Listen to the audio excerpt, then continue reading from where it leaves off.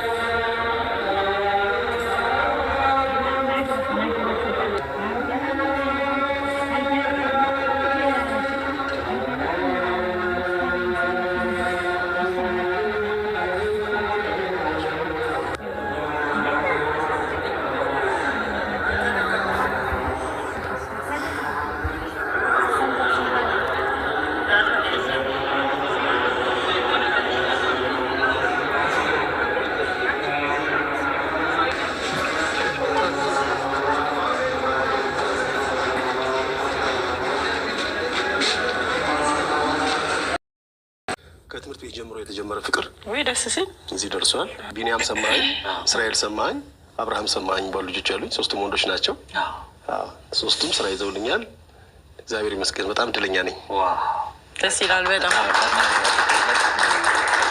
እስራኤል ሰማኝ ግን በጣም በምክንያት የታሰብ ይመስላል። እውነት ነው። ወደ እስራኤል ሀገር ስንሄድ በእኔ ምክንያት በጣም ረጅም ጊዜ ቆየን። እዚህ አረጋኸኝ፣ ነፍሱን ይማረው ኪሮስ አለማየሁ፣ አክሊሉ ስዩም እሱም የለም በህይወት ነዋይ ደበበ፣ እኔ ቀኑብሽ አበበ ምናምን ባልጆች ወደ 7-8 ድምፃዊ አለም ከበደ አሁን አሜሪካ ያለችው ሁነን አንድ ግሩፕ ወደ እስራኤል ሀገር እንሄድ ነበረ እና በእኔ ምክንያት ወደ 5 ቀን ቆየን እዚህ ልጄ ሳይወለድ አልሄድም ብዬ። ከዛ በኋላ ባለቤት ደርሳ ነበር ከዛ በኋላ ልክ እኔ መስከረም 25 አሁን መሄድ ካልፈለግ ቅር አንተ ግሩፑ ይሄዳል ተባልኩኝ። ስለዚህ በቃ መሄድ አለብኝ። ከዛ ተያይዘን ወጣን። መስከረም 25 እስራኤል ሀገር ገብቼ መስከረም 29 እሱ ተወለደ። የዋልወልድነት እዛው ሆኜ ከዛ ነዋይ በቃ ይሄ ልጅ እስራኤል ነው ማለት ያለበት እስራኤል ሰማኸኝ ብለዋለኝ።